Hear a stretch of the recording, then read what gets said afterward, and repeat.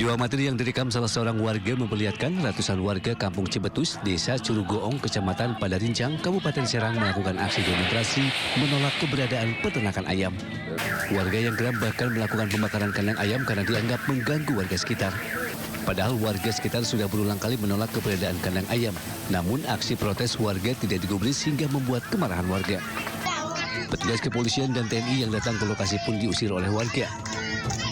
Akibatnya 90% ekor ayam hangus terbakar. Hampir 90% ayam kebakar semua. Kebakar. Dan juga gedung untuk gedungnya? Siap kebakar Pak. Satu gedung itu ada 3 lantai dan kita ada 3 kandang itu semua kebakar. Termasuk kantor dan tangki solar dibakar. Tak lama kemudian petugas kepolisian bersama TNI berhasil meredam kemarahan warga dan 2 unit mobil pemadam diterjunkan ke lokasi. Dari Serang, Banten, Maesa Apriandi, iNews melaporkan.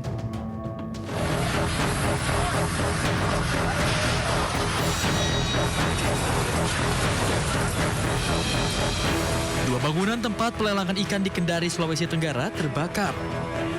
Kebakaran hebat yang terjadi pada Senin malam sekitar pukul 20 waktu Indonesia Tengah dan menghanguskan sebanyak 40 ruangan penyimpanan milik nelayan.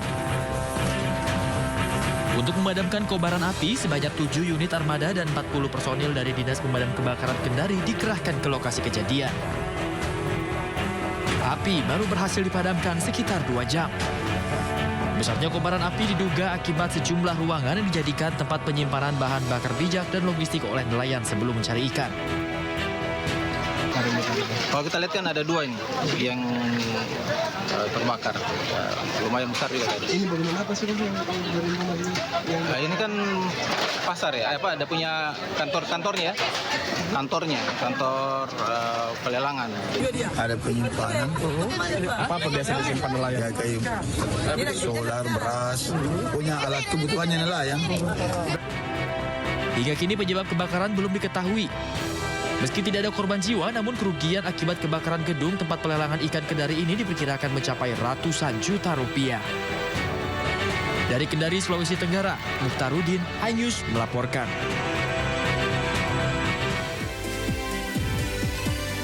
Kopi Aceh ini selalu emang nikmat banget ya. Nikmat banget Nikmat ya. banget. Kopi Aceh kemarin sempat nyobain kopi yang lain Kemarin kopi Banten, Oh ya? terus juga kopi mungkin Indonesia luwak, Timur, ya. kopi luwak. Banyak kopi yang ada di Indonesia. Betul. Tapi berbicara kopi juga ini untuk memulai hari kan biasanya semakin semangat ya. Terlebih besok kan ada apa Bayu? Besok akhirnya kita tiba juga di Pilkada ya. Betul Setelah sekali. kemarin juga kita juga ke berbagai daerah di Indonesia Ya. ini untuk mengawal debat-debat yang ada di berbagai daerah ya. Ya, kalau Bayu kemana tuh? Sempat kemana kemarin? Saya ke Merauke, terus juga ke Banyu-Asin. Kalau Yasmin sendiri Kalau kemana? aku itu sempat ke Bangka Belitung dan juga ke Jawa Barat, Bandung dan juga Sukabumi. Tetep mudik ya. Tetap teteh Sunda. Saya juga sempat ke Banyu-Asin mudik juga, pulang iya, kampung, mudik kampung sama mamah ya. Betul sekali. Kita lihat kemarin penyelenggaraan debat di sejumlah wilayah ini berjalan dengan lancar. Meski Ya. mungkin ada beberapa daerah yang memang Sedikit ada, ya begitu lah ada ya. kendala Tapi- lah ya. Ya ada kendala, tapi kita pastikan bahwa saya penyelenggaraan pilkada ini akan berjalan dengan lancar dan juga aman ya untuk Ya. besok ya. Mayoritas pilkada debatnya kemarin lancar. Kita harapkan pilkadanya juga berjalan dengan Iya, lancar. dan ngomong-ngomong soal pilkada besok nih, Bayu sudah mendapatkan surat undangan dari KPPS? Oh sudah kemarin. Oke. Justru papa saya ngasih katanya, ini ada surat undangan katanya jangan sampai nggak hadir. Kalau surat undangan nikah gimana? Aduh jadi mau nangis. Ya udahlah kita sapa-sapa dulu Kita ya. undang dulu di rumah pemirsa ya. Pemirsa, Anda menyaksikan Sinta Today. Ini program yang akan menghadirkan informasi-informasi hangat. Hari ini bersama saya Yasmin Natania dan rekan saya. Dan saya pastinya Bayu Pradana. Dan seperti biasa pemirsa, sebelum kita memulai seluruh rangkaian Sinta Today hari ini, redaksi kami ini sudah bekerja keras menyiapkan 3 berita pilihan. Ini dia.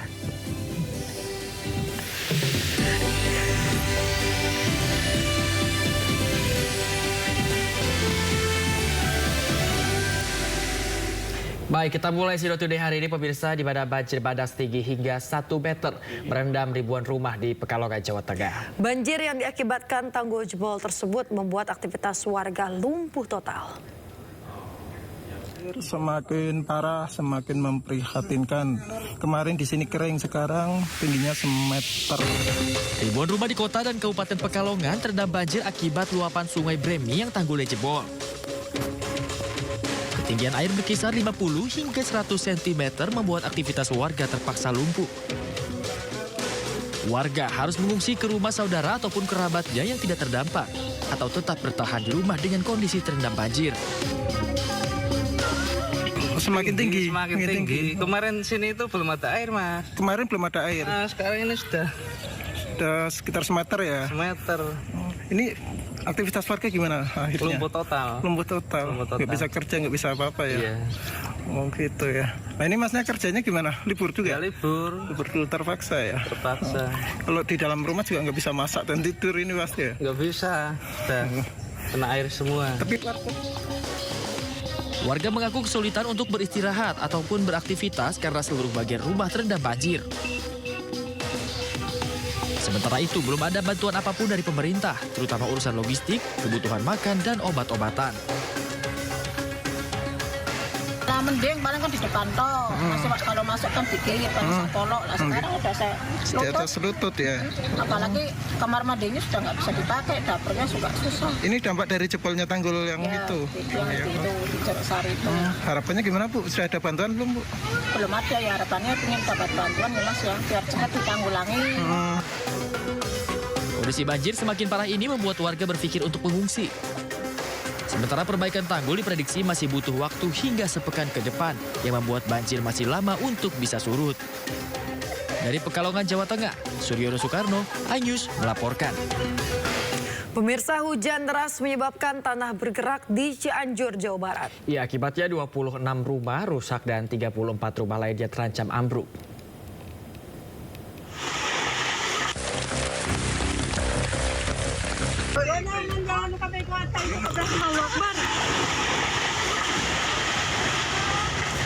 Rumah warga Kampung Cilesir, Desa Wanasari, Cianjur, Jawa Barat rusak parah dan nyaris ambruk pada Senin sore akibat pergerakan tanah. Sejumlah rumah warga juga bernasib sama dengan kerusakan pada tembok dan atap.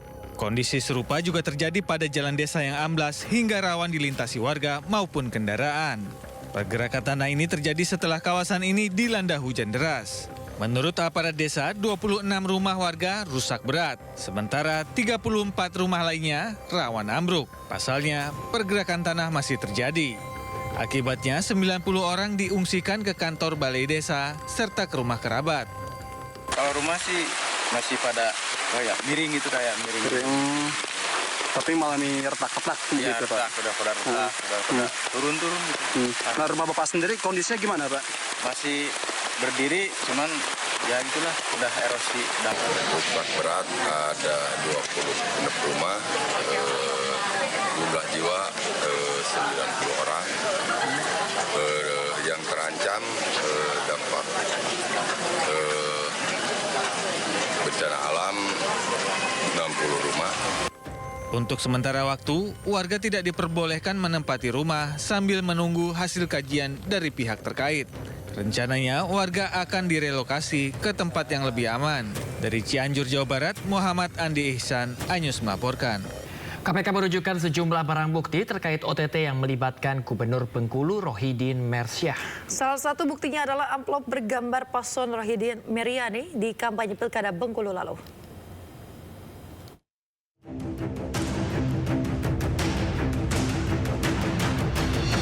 Dalam konferensi persnya, KPK menjelaskan terkait OTT yang melibatkan Gubernur incumbent Bengkulu Rohidin Mersyah.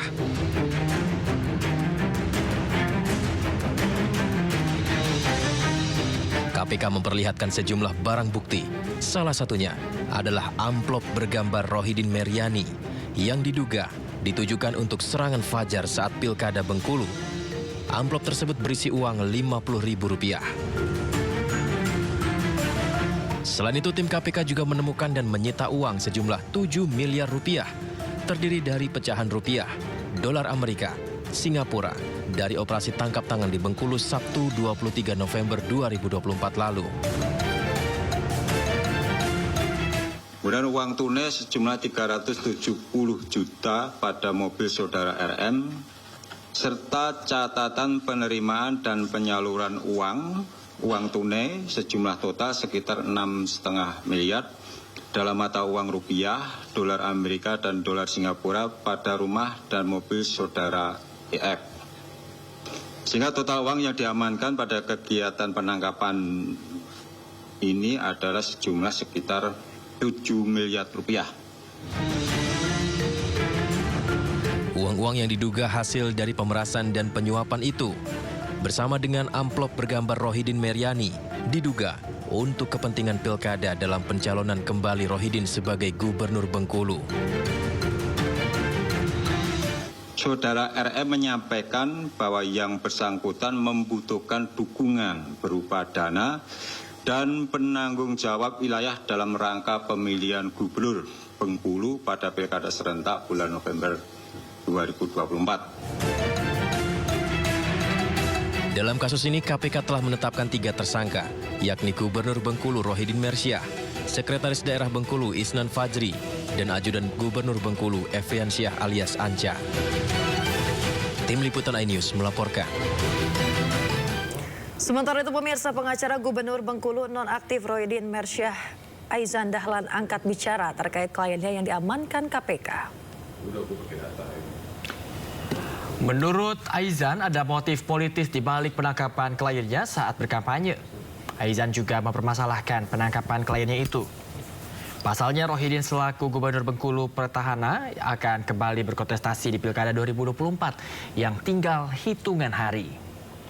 Seperti diketahui, Gubernur Bengkulu nonaktif Rohidin Mersyah ditangkap KPK bersama 2 tersangka lain atas kasus pemerasan ke pegawai dan gratifikasi di lingkungan Pemprov Bengkulu yang digunakan untuk dana kampanye. Dari hasil penangkapan tersebut, KPK juga menyita uang tunai senilai 7 miliar rupiah. Iya, pada saat dia sedang di luar. Ulang kampanye ya? Pada saat dia sedang melakukan keadaan kampanye di daerah. Ya kan diambil seperti itu. Kemudian kita proses pilkada sedang berjalan. Kok sekarang nggak pulang? Nah itu persoalannya sekarang ini. Nah mengapa harus terburu-buru seperti ini? Apa nggak sebelumnya? Atau memang diperiksa aja dulu? Kemudian baru periksa selanjutnya. Kan masih ada jeda. Pengadilan Negeri Andolo memvonis bebas Supriyadi, guru honorer yang menjadi terdakwa kasus penganiayaan muridnya yang merupakan anak polisi. Ya, putusan ini menegaskan bahwa tidak ada satupun unsur dakwaan yang terbukti secara hukum.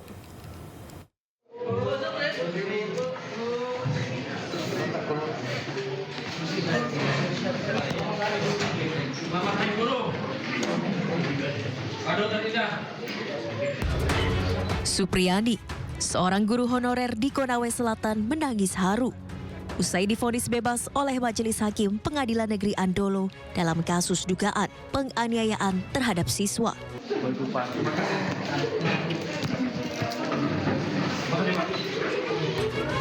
Dalam amar putusannya, Majelis Hakim menyatakan Supriyadi tidak bersalah atas dakwaan tindak pidana pemukulan berdasarkan sejumlah alat bukti dan keterangan saksi yang telah dihadirkan di persidangan. Hakim juga menyatakan memulihkan hak terdakwa dalam hal kemampuan, kedudukan, harkat, serta martabat. 1. Menyatakan terdakwa Supriyadi SPD binti Sudiarjo tersebut di atas tidak terbukti secara sah dan meyakinkan bersalah melakukan tindak pidana sebagaimana didakwakan dalam dakwaan alternatif 1 dan dakwaan alternatif kedua penuntut umum. Kedua, membebaskan terdakwa oleh karena dakwaan penuntut umum.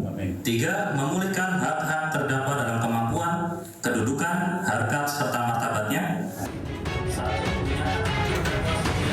Vonis ini pun disambut haru Supriyadi. Ibu 2 anak ini mengaku bersyukur telah divonis bebas dan mengucapkan rasa terima kasihnya kepada publik yang telah mengawal kasus hukum yang menimpanya. Divonis bebas semua pihak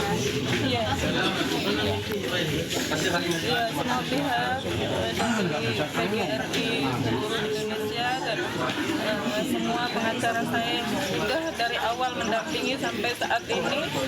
Terima kasih, dan semua wartawan juga, yang semua media yang sudah ikut sampai saat ini juga terima kasih saya ucapkan. Ibu Supriyani telah diberikan keadilan dengan putusan vonis bebas ya. Dalam arti kalau vonis bebas berarti Ibu Supri tidak terbukti melakukan kekerasan seperti dakwaan JPU. Terima kasih kepada Majelis Hakim ya sudah mengadili perkara ini dengan sebaik-baiknya berdasarkan alat bukti. Kita bisa dengar tadi Majelis Hakim mengatakan bahwa tidak cukup alat bukti untuk membuktikan bahwa Ibu Supriyani bersalah melakukan pemukulan. Sebelumnya Supriyani didakwa atas dugaan menganiaya seorang siswa di SD Negeri 4 Baito, Konawe Selatan, yang merupakan anak anggota kepolisian di Polsek Baito. Kasus ini pun menyita perhatian publik, sebab ditemukan sejumlah kejanggalan dalam dugaan penganiayaan tersebut dan dugaan adanya upaya kriminalisasi terhadap Supriyani. Dari Konawe Selatan, Sulawesi Tenggara, Muhtarudin, iNews melaporkan. Pemirsa, Polda Metro Jaya kembali menangkap satu orang buronan kasus judi online yang melibatkan beberapa orang pegawai Kementerian Komunikasi dan Digital serta puluhan orang masyarakat sipil. Iya, hingga saat ini pihak kepolisian telah menetapkan 24 orang tersangka dan menyita barang bukti uang tunai mencapai ratusan miliar rupiah. Subdit Jatanras Direktorat Reserse Kriminal Umum Polda Metro Jaya masih terus menyelidiki kasus judi online yang melibatkan 10 orang pegawai kementerian dan beberapa orang masyarakat sipil. Penyidik Subdit Jatanras Direktorat Reserse Kriminal Umum Polda Metro Jaya kembali menangkap satu orang buronan berinisial B di Jakarta. Dari hasil pemeriksaan penyidik, pelaku berinisial B ini bukan pegawai dari Kementerian Komdigi, namun terlibat mengelola web judi online agar tidak diblokir. Kabid Humas Polda Metro Jaya Kombes Pol Ade Arisam Indradi mengatakan selain menangkap B, penyelidik juga menyita barang bukti uang tunai senilai 5 miliar rupiah, di mana uang miliaran rupiah tersebut merupakan setoran dari beberapa bandar judi online agar situsnya tak diblokir oleh pihak Komdigi. Saat ini penyelidik masih memburu 4 orang berinisial J, C, JH, dan F yang saat ini telah dimasukkan ke dalam daftar pencarian orang. Selain itu, dari seluruh tersangka, penyidik telah menyita uang tunai sedikitnya 150 miliar rupiah dalam kasus ini. Dengan inisial B itu berhasil ditangkap, beberapa waktu yang lalu di Jakarta, sehingga total tersangka dalam penguapan kasus perjudian online ini yang sudah ditahan oleh penyidik itu menjadi 24 orang. 24 orang ya rekan-rekan. 24 orang itu terdiri dari 10 oknum pegawai Kementerian Komdigi dan 14 warga sipil lainnya. Saat ini Polda Metro Jaya telah menangkap 24 orang tersangka dalam kasus judi online ini. 10 diantaranya merupakan pegawai Komdigi, sedangkan 14 orang lain yang merupakan masyarakat sipil.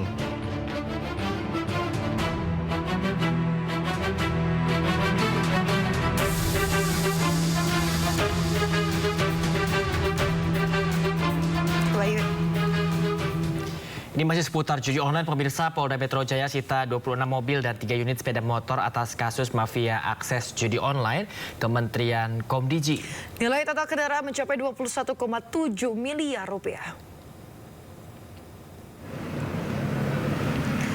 Pemirsa, deretan mobil mewah dan sepeda motor disita oleh Polda Metro Jaya atas kasus mafia judi online yang melibatkan oknum pegawai Komdigi. Mayoritas mobil yang disita masuk kategori sebagai mobil mewah. Di antara mobil yang disita terdapat mobil Mercedes-Benz Maybach S560 yang termahal di antara mobil yang disita.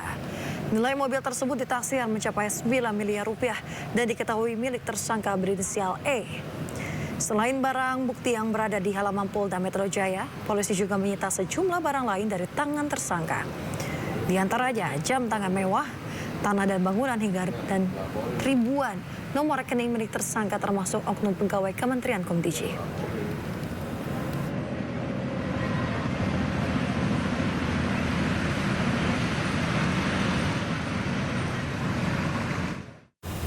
Pemirsa, 3 lokasi tambang ilegal di Solok Selatan berhasil diungkap oleh Kompol Anumerta Rianto Ulil Ansar.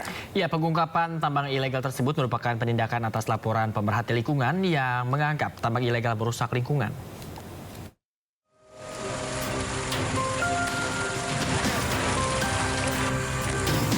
Inilah lokasi tambang ilegal yang berhasil diungkap oleh Kompol Anumerta Rianto Ulil Ansar semasa hidupnya.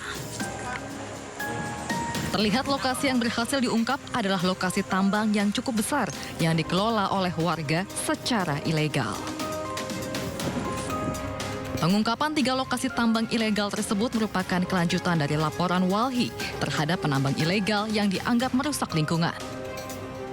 Kini lokasi tambang ilegal yang berhasil diungkap tersebut ditutup selamanya.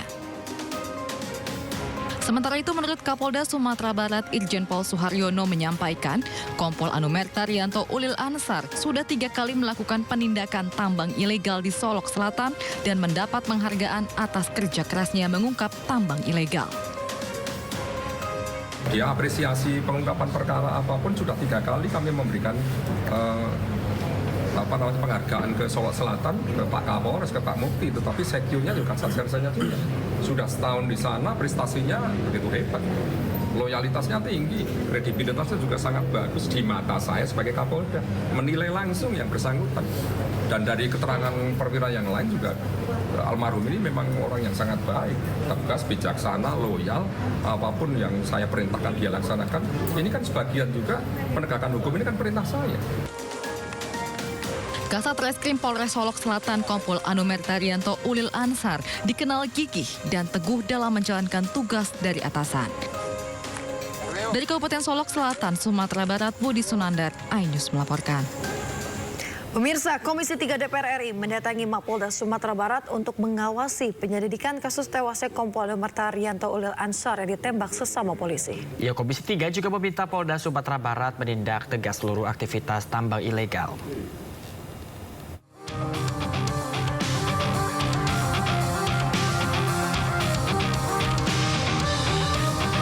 Rombongan Komisi 3 DPR RI yang dipimpin Wakil Ketua Komisi Ahmad Saroni mendatangi Mapolda Sumatera Barat.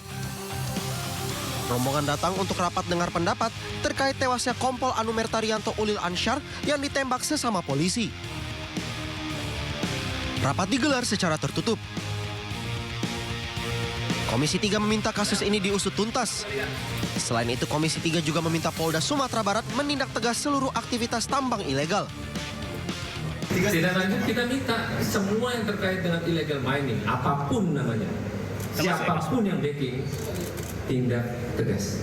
Ada waktu khusus, Pak? Waktu khusus. Jangka waktu khusus. Ya secepatnya. Batasannya. Entah mungkin Kapolda mungkin sore ini mau disikat, entah kapan, tergantung Pak Kapolda. Kita hanya minta untuk memberantas terkait dengan apa yang terjadi. Itu aja. Kita tadi minta untuk ditindak tegas apapun yang terjadi. Siapapun yang terlibat di dalamnya, siapapun yang ada, ataupun ada di backing di belakang, hajar. Berarti tidak terbatas pada tersangka ini saja? Tidak ada. Semua yang terlibat, kita minta Kapolda harus sikapi dengan lugas.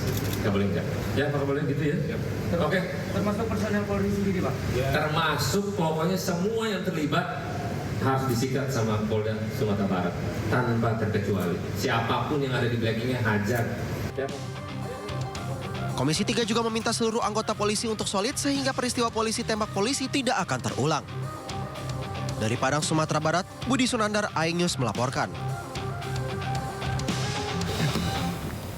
Pemirsa, 2 saksi ahli menilai jaksa penuntut umum salah dalam memberikan dakwaan terhadap terdakwa Tamroni dalam kasus dugaan korupsi Tata Niaga Timah tahun 2015 hingga 2022. Ya, pada kasus korupsi yang diduga merugikan negara hingga 300 triliun rupiah ini, 23 orang menjadi terdakwa, salah satunya Harvey Bois, suami artis Sandra Dewi.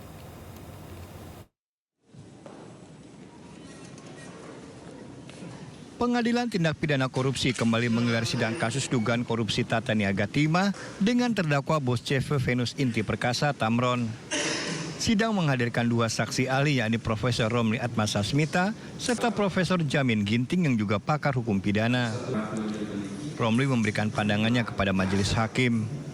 Ada kesalahan JPU yang menuntut terdakwa dengan hukuman pidana. Romli juga menjelaskan jika unsur tipikor bukan terletak pada ada tidaknya kerugian. Yang namanya swasta itu ya percaya pada izin yang diberikan oleh pejabat yang sah ya, direktur utama ya kan, maupun jajaran ke bawah. Jadi kesalahan yang diungkap kejaksaan itu, perizinan itu tidak tepat diberikan pada swasta. Bahkan saksi ahli Jamin Ginting menuturkan ada upaya jaksa untuk mengarahkan para saksi ahli agar sesuai dengan tuntutan JPU. Kasus yang menjerat Tamron seharusnya dijerat dengan sanksi perdata karena menyangkut minerba dan lingkungan hidup. Pada kasus dugaan korupsi yang merugikan negara hingga 300 triliun rupiah ini, 23 orang menjadi terdakwa, salah satunya Rafael Muiz, suami Sandra Dewi. Dari Jakarta, Rani Sanjaya melaporkan. Pemirsa, warga desa di Blora memprotes asap pabrik batu gamping yang berada di Rembang, Jawa Tengah. Ya, warga menuding asap pabrik yang berada di perbatasan Blora dan Rembang menjadi penyebab gangguan pernafasan.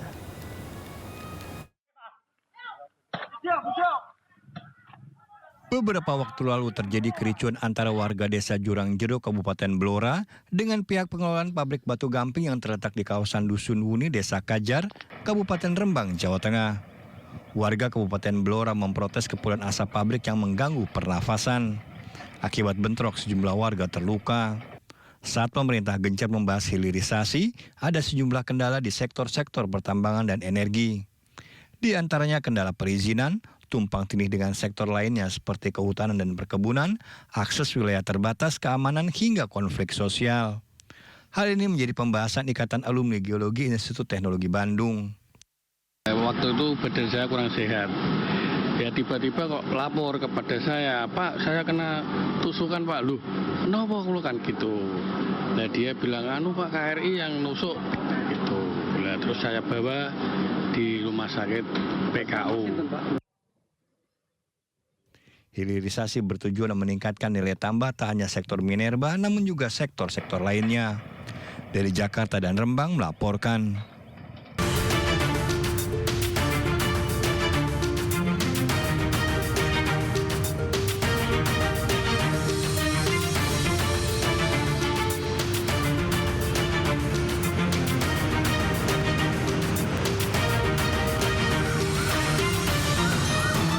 Dan pemirsa, saatnya kita simak pantauan arus lalu lintas. Kami telah terhubung dengan Brigadir Cici dari NTMC Polri yang kini berada di kawasan Halim, Jakarta Timur. Ya, Brigadir Cici, bagaimana pantauan arus lalu lintas dari tempat Anda melapor saat ini?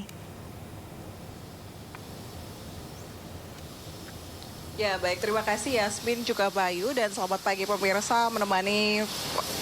Menemani awal aktivitas Anda pada pagi hari ini, kita akan mengupdate bersama bagaimana perkembangan arus lalu lintas yang memang secara langsung di sekitaran kawasan Halim terpantau cukup ramai dan lancar dari berbagai arahnya, di mana untuk kendaraan-kendaraan yang berdatangan dari arah Cawang yang nantinya akan menuju ke arah Pondok Gede ataupun yang akan mengarah ke Halim, juga yang akan masuk menuju ke arah Tol Jagorawi juga hingga saat ini mengalami padatan kendaraan, di mana adanya peningkatan jumlah volume arus kendaraan. Namun hingga dengan saat ini kondisi arus lalu lintas juga dari dalam tol sendiri dari arah Jagorawi yang nanti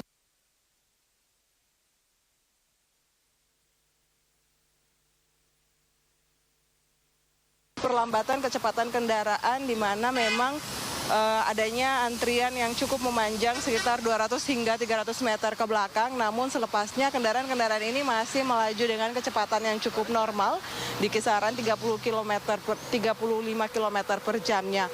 Kami perlu menghimbau bagi para pengendara yang melintasi kawasan ini untuk tetap berhati-hati, dan khususnya bagi para pengendara yang menggunakan jalur Tol Jagorawi menuju ke arah Kebon Kelapa ataupun juga yang akan lurus menuju ke arah Cawang dan ke arah Cililitan, untuk tetap berhati-hati dikarenakan banyaknya pertemuan arus lalu lintas yang berada pada kawasan ini. Dan juga pemirsa, perlu kami informasikan bahwa sampai dengan saat ini petugas kami di Telantas Polda Metro Jaya yang sedang melaksanakan tugas masih melakukan pengaturan lalu lintas ditemani dengan rekan-rekan dari Satpol PP. Untuk itu bagi para pengendara agar selalu mengikuti arahan dari rekan-rekan yang bertugas di lapangan. Dan perlu kami informasikan juga bahwa berdasarkan data RSMS Korlantas Polri yang kami terima selama 1 kali 24 jam telah terjadi sebanyak 249 kasus laka lantas dengan rincian 24 meninggal dunia, 25 luka berat dan 304 luka ringan. Dari 249 kasus laka lantas ini 99% terjadi di jalan non-tol. Untuk itu dihimbau bagi para pengendara agar tetap berkonsentrasi saat mengemudi demi menjaga keselamatan diri Anda pribadi tetapi juga keselamatan bersama. Dan pemirsa, untuk Anda yang ingin mengupdate informasi seputaran arus lalu lintas, kami siap melayani Anda. Pemirsa dapat menghubungi call center kami di 1500669, juga melalui SMS Center di 9119. Demikian Yasmin juga Bayu yang dapat kami laporkan langsung dari sekitaran kawasan Halim, dan silakan kembali ke Anda di studio. Brigadir Cici Rangga atas laporan Anda dari kawasan Halim, Jakarta Timur. Selamat bertugas kembali dan salam presisi.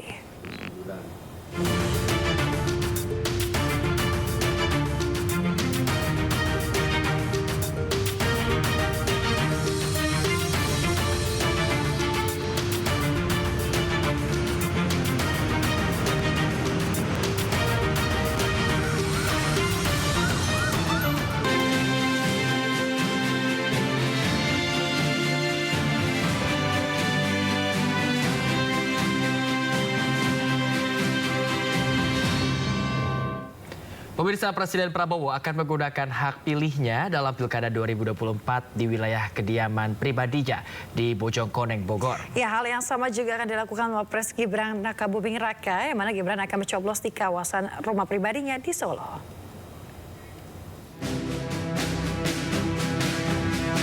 Presiden Prabowo Subianto dipastikan akan menggunakan hak pilihnya pada Pilkada serentak 27 November 2024 mendatang. Prabowo akan menjadi pemilih Bupati dan Wakil Bupati Bogor serta Gubernur dan Wakil Gubernur Jawa Barat. Melansir okejon.com, Wasekjen Partai Gerindra, Rudi Susmanto menyebutkan Prabowo akan mencoblos Pilkada 2024 di TPS 08 Desa Bojongkoneng, Babakan Madang, Kabupaten Bogor. TPS tersebut menurut Rudi Susmanto tidak jauh dari kediaman pribadi Prabowo, Padepokan Garuda Yaksa. Rudi menambahkan rencananya Prabowo akan mencoblos bersama pejabat Bupati Bogor, Bahril Bakri. Bahril Bakri menyebut saat ini TPS yang akan dipergunakan Prabowo untuk mencoblos tengah dipersiapkan. Sementara itu, Wakil Presiden Gibran Rakabuming Raka dipastikan akan memberikan hak suaranya dalam Pilkada serentak 2024 di Kota Solo, Jawa Tengah. Dari data Komisi Pemilihan Umum Surakarta, Wapres Gibran tercatat dalam daftar pemilih tetap atau DPT dan akan memilih di TPS 18 Kelurahan Manahan, Kecamatan Banjarsari. Istri Gibran, Selvi Ananda, juga akan mencoblos di tempat yang sama.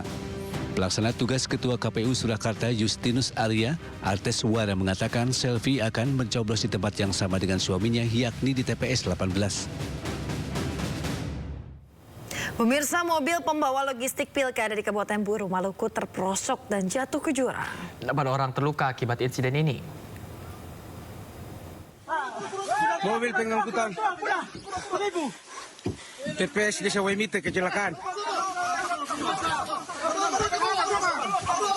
Mobil pengangkut logistik pilkada dari Namlea menuju Desa Waimite, Kabupaten Buru, Maluku terperosok dan masuk ke jurang pada Senin siang. Hujan lebat serta kondisi jalan yang rusak dan cukup sempit membuat mobil terperosok hingga akhirnya jatuh. Peka, sabar katu ngangkat kakak tuh. Angkat tinggi kepala. Angkat kepala tinggi. Polisi akan menyelidiki penyebab kecelakaan dan akan berkoordinasi dengan pihak KPU setempat terkait logistik pilkada yang ikut jatuh akibat kejadian ini. Personel dari Polres kita koordinasi dengan Ibu Kapolres untuk menerjunkan tim untuk investigasi ke TKP. Karena untuk sementara hasil koordinasi dengan pihak KPU untuk logistik yang ada di TKP menunggu dari TPS sebelah untuk mengambil logistiknya.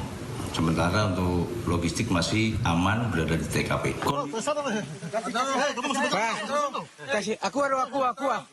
Dari 14 penumpang, 8 orang diantaranya terluka dan dievakuasi ke Puskesmas Wamlana untuk mendapatkan perawatan.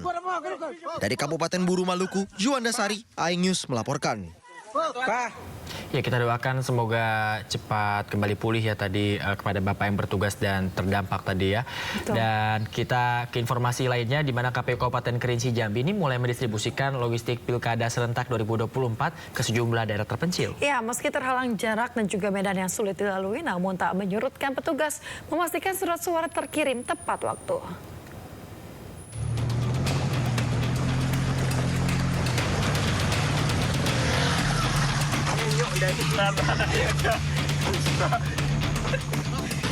Penyaluran logistik Pilkada serentak di Kabupaten Kerinci Jambi, panitia harus menghadapi jalur ekstrim saat pendistribusian logistik demi terlaksananya pesta demokrasi 5 tahunan tersebut. Perjalanan distribusi logistik ke lokasi terpencil ini diangkut menggunakan mobil double gardan dan sepeda motor off-road, terutama untuk 3 TPS di 3 desa Kecamatan Siulak Mukai yang masuk ke dalam kategori daerah terluar, terpencil, dan terjauh di Kabupaten Kerinci. Setelah menempuh jalan ekstrim berlumpur dan jalur perbukitan terjal selama 7 jam perjalanan, akhirnya petugas berhasil mencapai lokasi di 3 desa tersebut. Karena jarak tempuh serta waktu tempuhnya cukup jauh ya. Bisa sampai 6-8 jam. Kita memastikan bahwa seluruh logistik ini harus sampai, makanya kita fokuskan di awal di Kecamatan Solomukai, itu ada 3 desa. 3 desa terdiri dari 3 TPS. Logistik disimpan di kantor desa dan melanjutkan perjalanan ke desa Pasir Jaya serta Sungai Kuning. Bahkan petugas harus bermalam di desa tersebut sebelum kembali esok harinya. Dalam pendistribusian logistik Pilkada serentak ini, KPU bersama Bawaslu dan anggota TNI Polri ikut mengawal proses pendistribusian.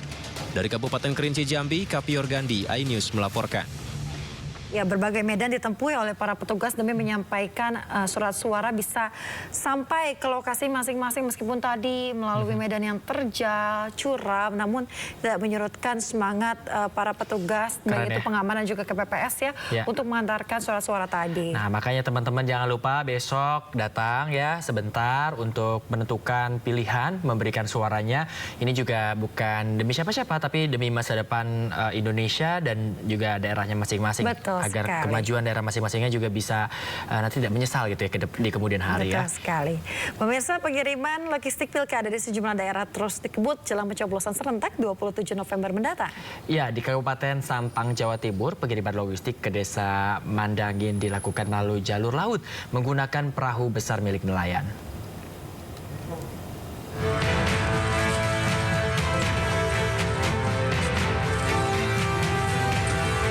Pendistribusian logistik Pilkada 2024 terus dilakukan jelang pencoblosan serentak pada 27 November mendatang. Tidak hanya menggunakan jalur darat di Kabupaten Sampang, Madura, pendistribusian logistik di Desa Mandangin harus menggunakan jalur laut karena lokasi tak bisa dijangkau kendaraan roda 4. Pulau dengan daftar pemilih tetap mencapai lebih dari 13.250 DPT hanya bisa dijangkau oleh kapal untuk pengiriman logistik kotak suara. KPU Kabupaten Sampang, Madura menyewa 1 perahu besar milik nelayan untuk mengangkut 46 kotak suara dan 92 bilik suara yang akan disebar di 23 TPS Desa Mandangin. Pendistribusian logistik melalui jalur laut ini dipantau langsung oleh KPUD Sampang dengan dikawal pihak kepolisian dan TNI. Ada 46 kotak dan 92 bilik yang dikirim ke Pulau Mandangin hari ini. Kami berharap nyampe aman dan alhamdulillah dikawal juga oleh kepolisian dan bersama TNI. Untuk kapalnya sewa itu kan? Ya, sewa. Sewa kami khusus sewa untuk mengangkut logistik ini, jadi nggak mengangkut yang lain.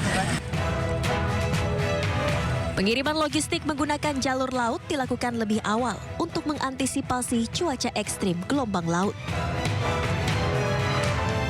Dari Sampang, Madura, Fatur Rahman, iNews melaporkan. Nah ini ya Yasmin ya, kalau ibarat lagu tuh mendaki gunung, lewati lembah, sungai mengalir indah ke samudra ya. Semua dilakukan untuk mendistribusikan tadi logistik-logistik untuk pilkada besok. Tapi yang satu ini penyalurannya jangan dicontoh ya. Karena ada sebuah mobil minibus yang dicurigai membawa uang untuk money politik. Yang mana ini digerebek warga dan warga sentra Gakumdu Kabupaten Luwu Timur, Sulawesi Selatan. Ya, dari dalam mobil tersebut pemirsa petugas mengamankan sebanyak 121 amplop berisi uang tunai masing-masing Rp200.000.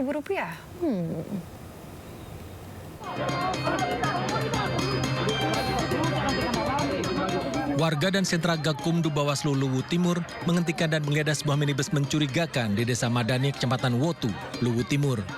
Dari penggeledahan, sentra Gakumdu Bawaslu Luwu Timur mengamankan 121 amplop berisi uang tunai Rp200.000 dari dalam minibus. Tim gabungan juga mengamankan baju kaos berwarna merah bertuliskan angka salah satu pasangan calon serta sejumlah lembaran kertas diduga data calon pemilih. Namun juru bicara pasangan Budiman Akbar membantah melakukan politik uang. Uang dalam amplop adalah biaya kebutuhan saksi di TPS. Bersana tentang salah satu tim kami yang pada malam hari itu mengantarkan biaya atau kebutuhan saksi di TPS. Namun di tengah jalan dia mendapatkan tindakan yang diduga ada pelanggaran hukum di situ, sehingga pada kesempatan ini kami dari tim pasangan Budiman Akbar meminta untuk ke seluruh masyarakat Luwu Timur dan juga tim pasangan Budiman Akbar untuk tetap menjaga kondusivitas Pilkada 2024. Hingga kini Gakumdu dan Bawaslu belum memberikan keterangan resmi terkait penangkapan tersebut. Dari Kabupaten Luwu Timur, Sulawesi Selatan, Nasruddin Rubak melaporkan. 200.000 itu bisa buat apa aja? Bisa buat beli minyak, bisa buat beli beras, bisa buat beli lumayan sembako. Makan seminggu lah ya. Betul sekali. Kalau orang-orang dulu bilang katanya ambil aja uangnya tapi jangan pilih orang. Nah, 200.000 bisa buat makan seminggu, beli segala macam. Tapi yang jelas 200.000 tersebut tidak bisa menjamin bahwa Anda bisa menang.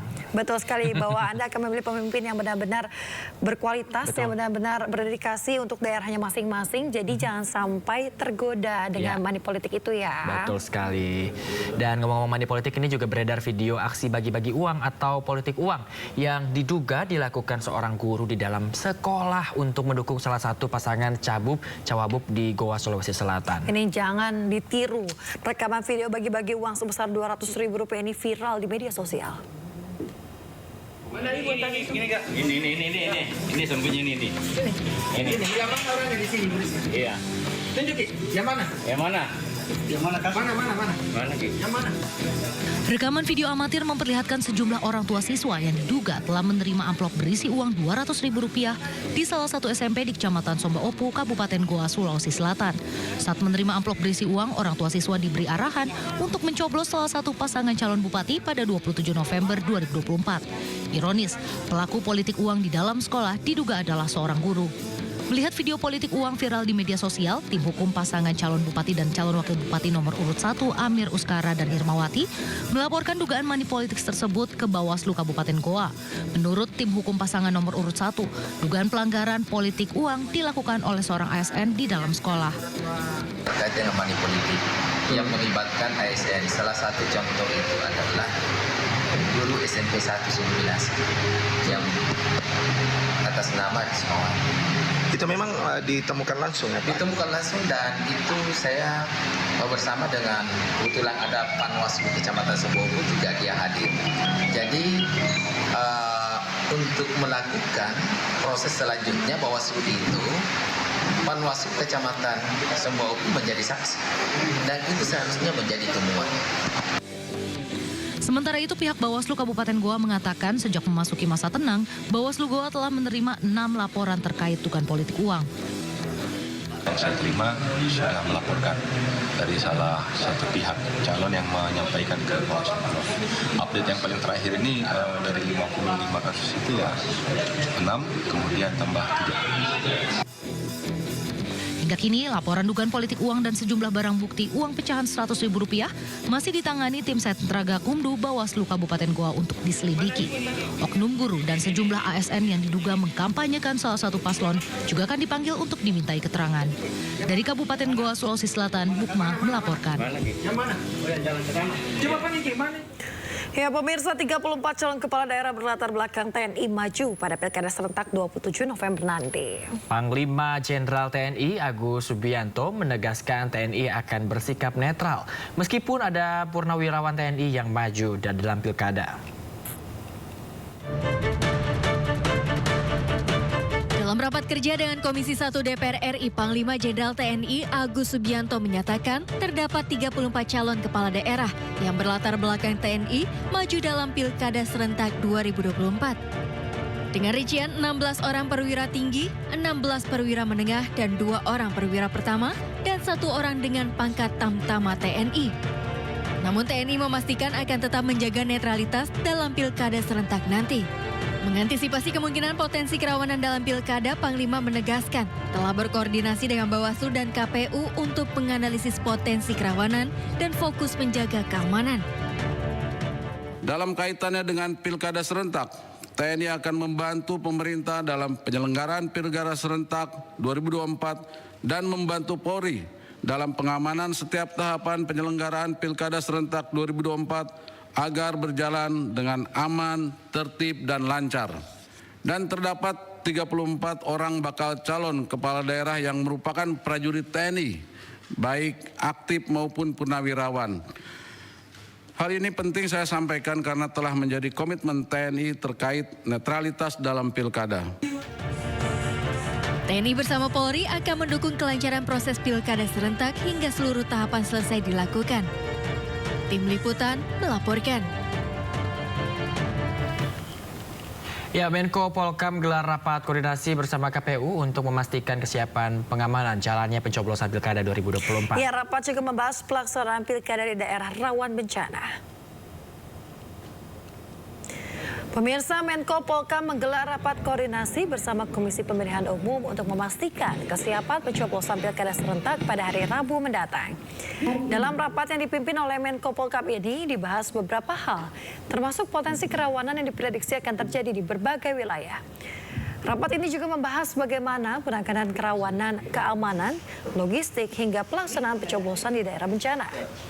KPU dan Bawaslu serta lembaga terkait secara intens melakukan sinergi untuk memastikan Pilkada serentak tahun 2024 berlangsung dengan aman dan juga transparan.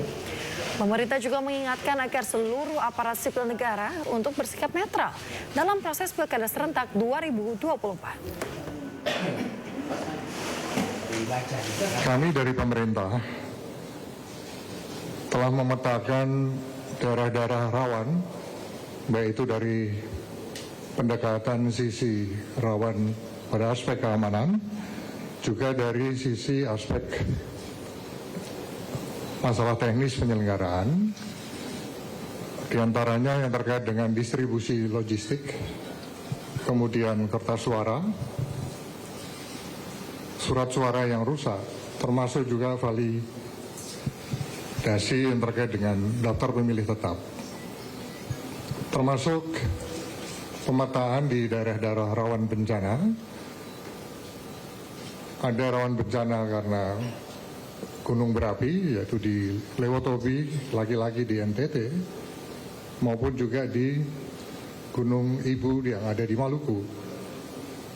Banjir dan tanah longsor akibat musim hujan yang berkepanjangan, seperti di Sumatera Utara. Sehingga dengan antisipasi dan terhadap pemetaan-pemetaan kerawanan tadi, kita harapkan pesta demokrasi Pilkada serentak tahun 2024 ini akan dapat berlangsung dengan aman dan lancar. Pemirsa, Kapolri Jenderal Polisi Listio Sigit Prabowo menggelar rapat persiapan terakhir untuk memastikan Pilkada serentak 2024. Rapat tersebut dihadiri oleh Ketua KPU, Ketua Bawaslu, dan Ketua DKPP.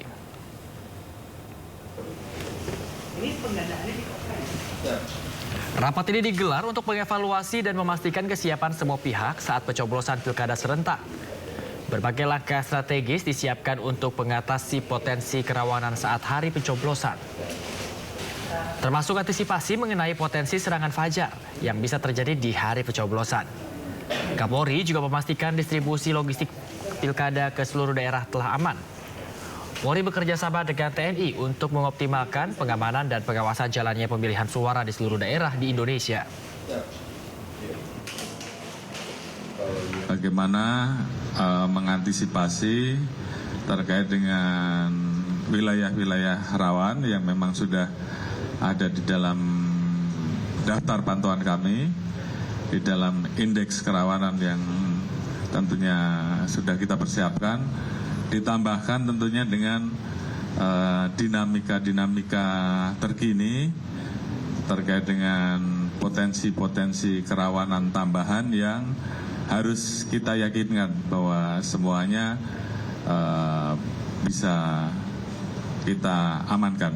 Tadi kita bicarakan terkait dengan bagaimana perbantuan dan dukungan kekuatan dari TNI. Pemirsa, pemerintah resmi menghapuskan pengenaan BPHTB hingga persetujuan bangunan gedung demi mendorong target 3 juta rumah pemerintah. Pemerintah berharap kebijakan ini akan mempermudah pengembangan perumahan bagi masyarakat berpenghasilan rendah. Pemerintah resmi menghapus bea perolehan hak atas tanah dan bangunan atau BPHTB serta persetujuan bangunan gedung atau PBG untuk masyarakat berpenghasilan rendah. Keputusan tersebut diatur dalam Surat Keputusan Bersama atau SKB yang ditandatangani Menteri Dalam Negeri Tito Karnavian, Menteri Perumahan dan Kawasan Permukiman Maruara Sirait, serta Menteri Pekerjaan Umum Dodi Hanggodo. Menurut Tito Karnavian, langkah ini dianggap sebagai upaya untuk mendukung realisasi program pembangunan 3 juta rumah. SKB ini juga memberikan kemudahan bagi masyarakat dengan menghapuskan BPHTB dan PBG sesuai dengan kriteria yang ditetapkan oleh Kementerian Teknis. Selain itu, SKB 3 menteri ini juga bertujuan untuk mempercepat proses persetujuan pembangunan gedung yang kini diharapkan dapat diselesaikan dalam waktu 10 hari. Dalam rangka 3 poin itu, yaitu sekali lagi menghapuskan BPHTB, bea perolehan hak atas tanah dan bangunan, serta PBG, persetujuan bangunan gedung, bagi masyarakat berpenghasilan rendah sesuai kriteria yang ditetapkan Kementerian PUPR. Dan kemudian mempercepat untuk persetujuan bangunan gedung, ya, itu keluar dalam waktu 10 hari. Tito memastikan langkah penghapusan BPHTB dan PBG bagi MPR ini didasarkan pada sejumlah regulasi yang telah ada, seperti Undang-Undang Nomor 1 Tahun 2022 yang mengatur hubungan keuangan antara pemerintah pusat dan daerah, di mana MBR dikecualikan dari kewajiban BPHTB, serta Peraturan Pemerintah Nomor 35 Tahun 2023 yang memberi ruang bagi pengecualian BPHTB bagi MPR.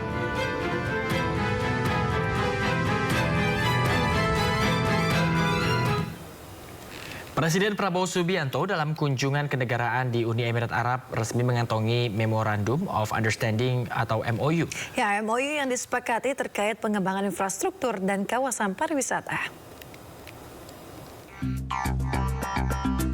Kunjungan kerja luar negeri ke Uni Emirat Arab, Presiden Prabowo Subianto resmi menandatangani Memorandum of Understanding atau MOU dan mengundang resmi para investor Uni Emirat Arab untuk berinvestasi pengembangan di sektor pariwisata, di mana sektor pariwisata di Indonesia dinilai semakin prospektif.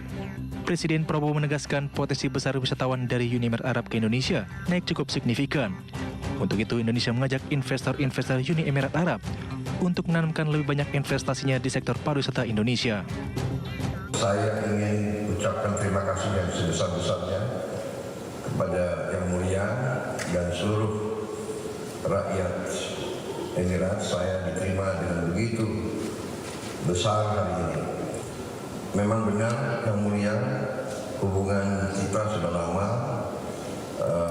Saya sudah kenal Yang Mulia cukup lama. Dan sekarang alhamdulillah saya mendapat kepercayaan dari rakyat saya untuk memimpin bangsa Indonesia. Dan saya ingin meneruskan hubungan yang sangat baik ini. Ini berarti kita ingin melaksanakan industrialisasi yang sangat besar. Dalam hal ini kami melihat baik Uni Arab Emirates dan Indonesia punya kepentingan banyak yang sama. Kita bisa bekerja di beberapa bidang dan kami ingin mengundang Uni Arab Emirates untuk aktif berpartisipasi dalam ekonomi kami. Pada tahun 2023, angka investasi Uni Emirat Arab mengalami lonjakan hampir 6 kali lipat dari tahun 2022, di mana sektor bisnis teratas adalah restoran, kegiatan biro perjalanan, dan hotel berbintang. Sementara untuk realisasi tahun 2024 tercatat sebesar 1,8 juta dolar Amerika Serikat atau sekitar 28,5 miliar rupiah telah dikucurkan.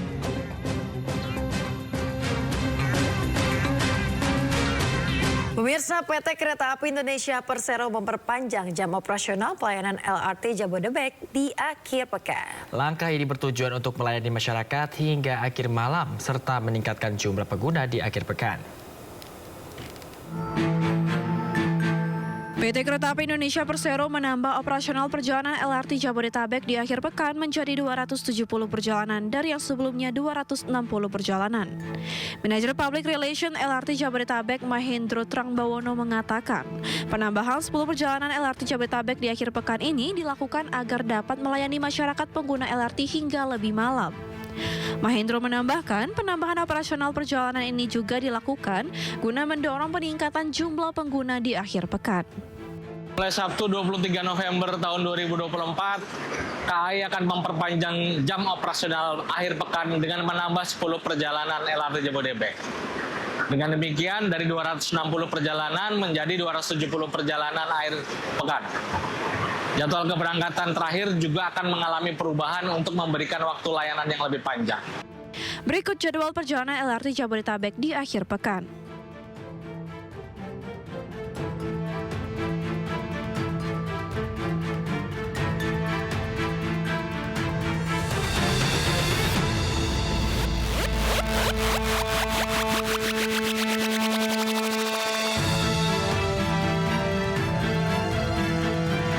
Dari informasi ekonomi kita ke informasi olahraga. Pemirsa, Ketua Umum PSSI Erick Thohir berharap pemain muda Indonesia dapat sepenuhnya mendominasi skuad Garuda di Piala AFF 2024. Ya, namun keputusan akhir tetap diberikan kepada sang juru latih Shin Tae-yong.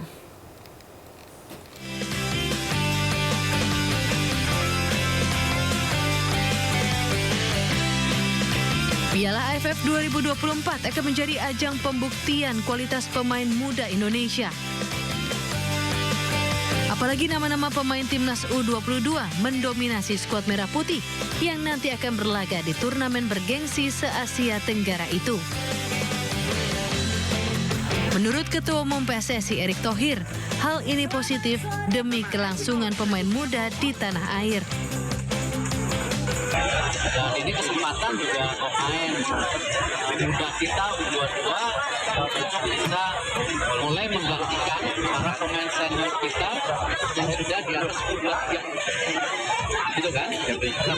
Memang di situ masih ada beberapa nama pemain senior seperti ya saya nggak bisa bilang senior, cuma pemain setengah senior, Arhan, ya itu silakan. Saya sih inginnya pemain U22 yang terpanggil semuanya U22. Meski PSSI berharap pemain muda Indonesia lebih didorong untuk masuk skuad utama, namun pihaknya tetap memberikan keputusan akhir pada pelatih timnas Shin Tae-yong. Dari Gianyar, Bali, Ketut Catur Kusuma Ningrat melaporkan.